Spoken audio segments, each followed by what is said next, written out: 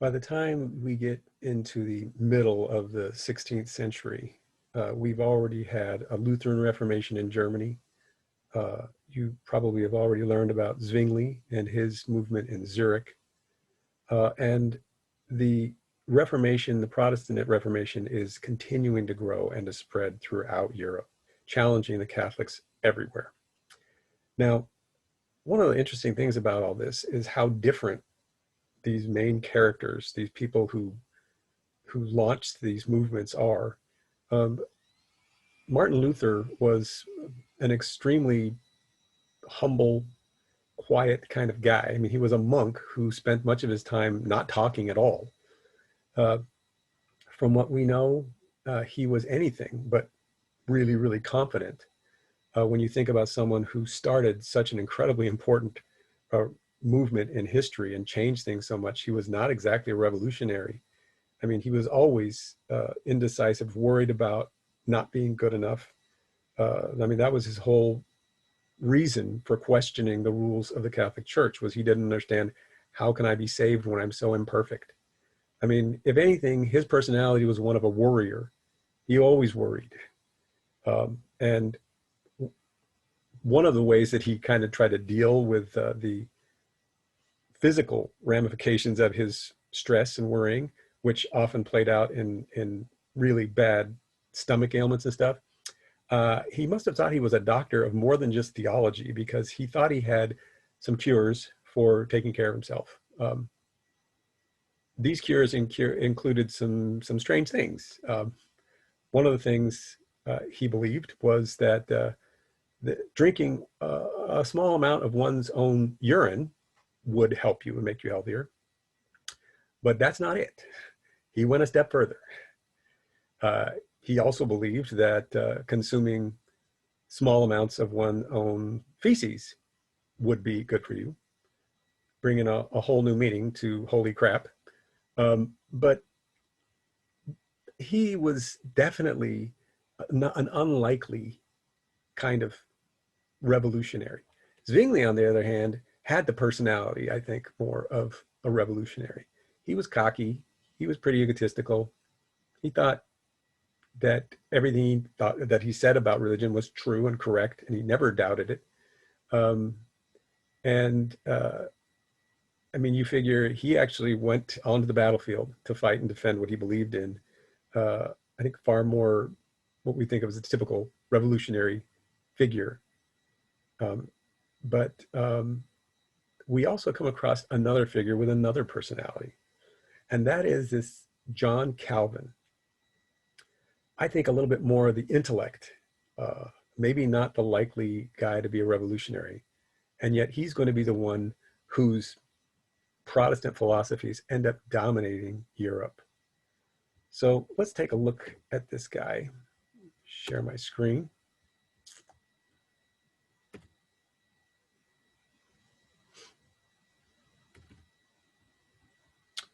So Calvin, his background was he was born into a relatively prosperous household.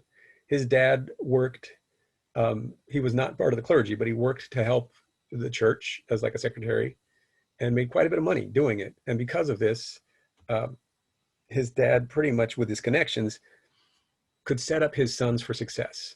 They could have been uh, priests in large parishes that would have received a salary from the church, and could have worked their way up even maybe to being bishops. So things were kind of set for Calvin. Um, Later, when the decision was that he wouldn't become a priest, he started to study law, still a profession that was going to bring him a pretty good paycheck and decent respect. So the inconvenient thing happens when he's in his early 20s. Some type of religious experience goes over him. He is convinced that God has told him that it is his job, John Calvin's job, to get out there and teach people the truth about Christianity and God. And from what we can read about his own personal descriptions of this religious experience, what he wants to teach people is not the Catholic Christianity. It's a different Reformed Christianity. So this has made life very inconvenient for him. Not only has he kind of veered away from what was supposed to be his future as a lawyer, but he's also now latched onto a belief system that is very dangerous. In France, in fact, it is the kind of thing that could get you executed.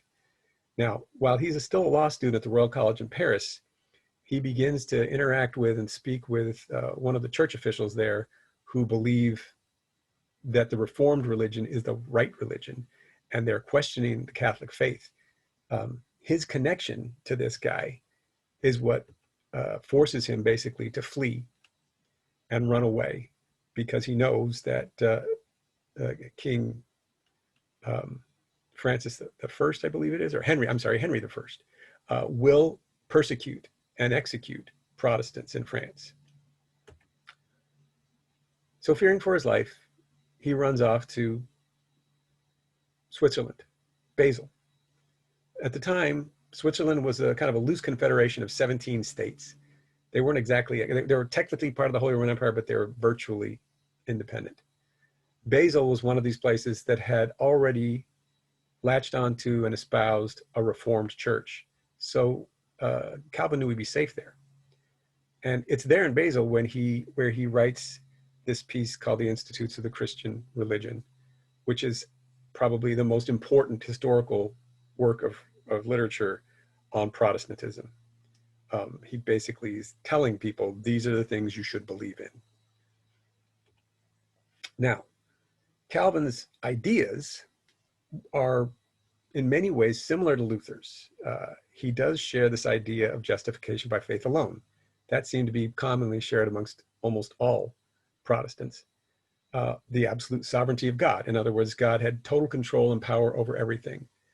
No pope or bishops or anything got some of their power from him. He also seemed to firmly believe that people were responsible for their own faith and understanding, that this idea of the priesthood of all believers, that there's no need necessarily for a clergy, because everyone should be building their own relationship with an understanding of God. He did not agree on the Eucharist, which is the communion, the bread and the wine. I think he kind of took an interesting look at this. He looked at Luther's version. He certainly didn't believe the Catholic version. The bread and wine weren't physically body and blood. He didn't know for sure if Luther was right when Luther said there was some kind of a spiritual presence in the bread and the wine. But he also didn't agree with Zwingli when Zwingli said there was no presence at all. It was just a symbolic reenactment of the Last Supper. And so his final word on it is basically, well, this is too mysterious and God is too, his mind is unfathomable. I can't understand it. So I'm going to leave it at that. But what he becomes famous for, and the philosophy that he's known for, which is not something that he really came up with, but something that he's always recognized as kind of like developing, is the idea of predestination.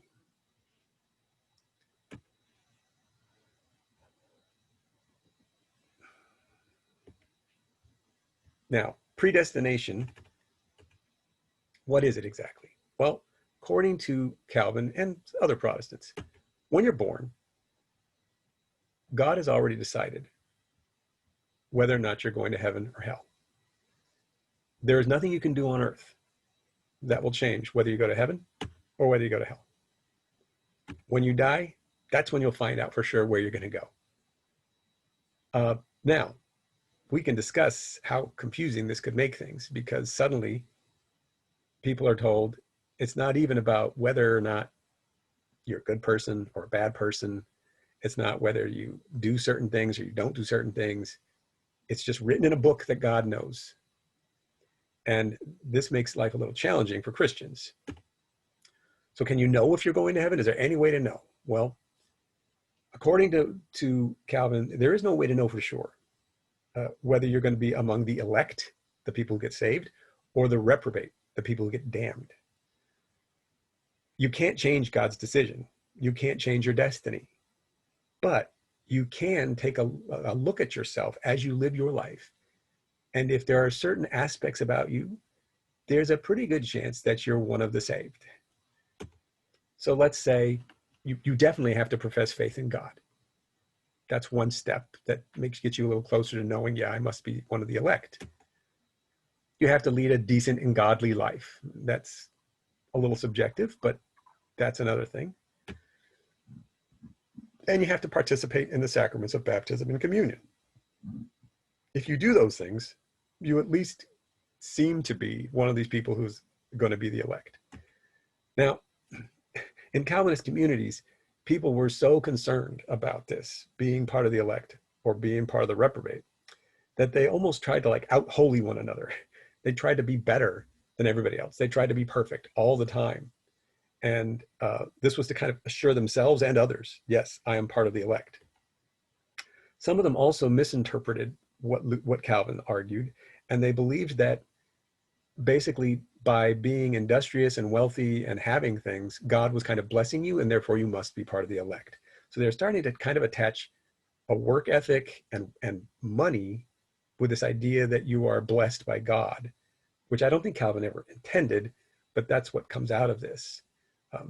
There is this idea that if you are lazy, you have a pretty good chance that you'll start doing things you shouldn't do. You'll start sinning.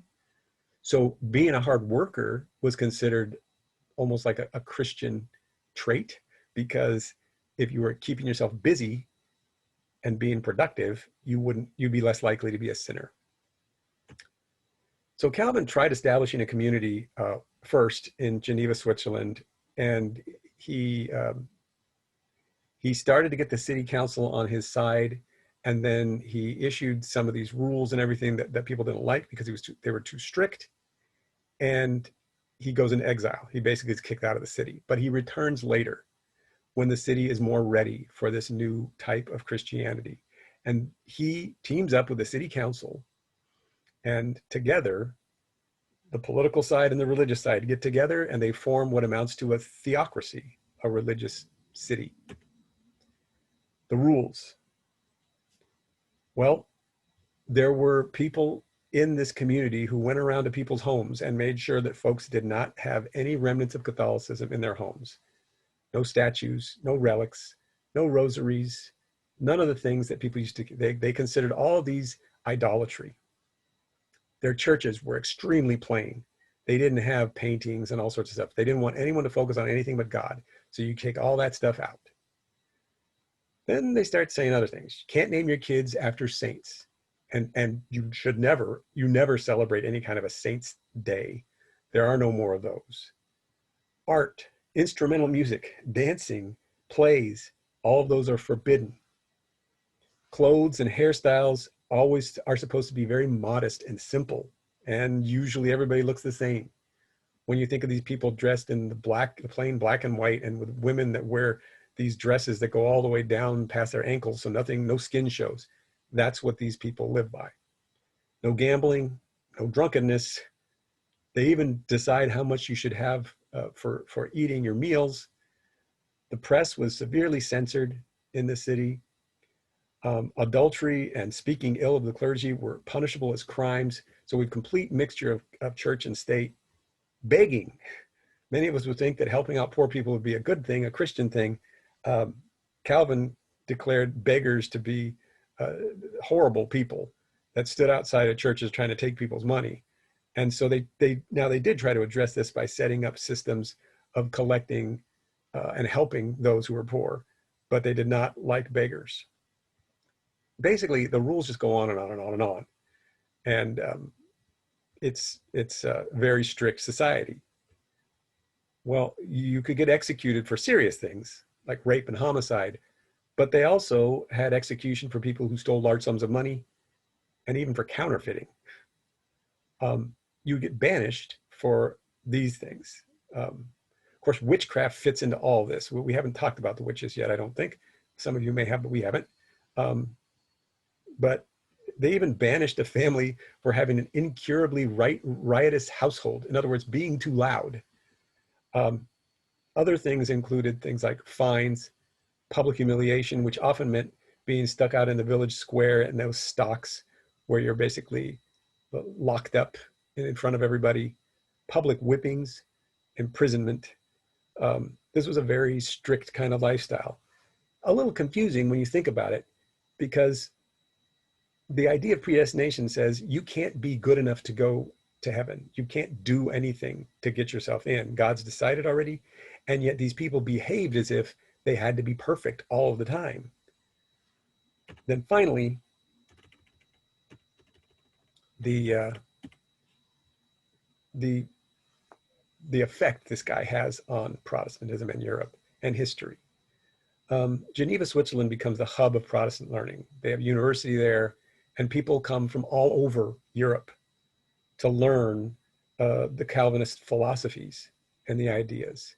And it's this way, by people coming from places like Scotland, France, Hungary, that you get these people have learned it and they go back home and they preach it to their people.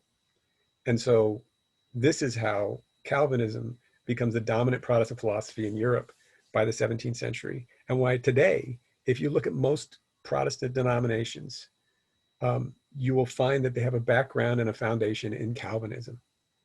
There is no Church of Calvin or Calvinist church necessarily, but many of the Protestant groups that you know of today certainly have their roots in Calvinist thinking. So possibly, although Luther was certainly important for beginning this whole process, Calvin will probably have the biggest impact and effect on Christianity.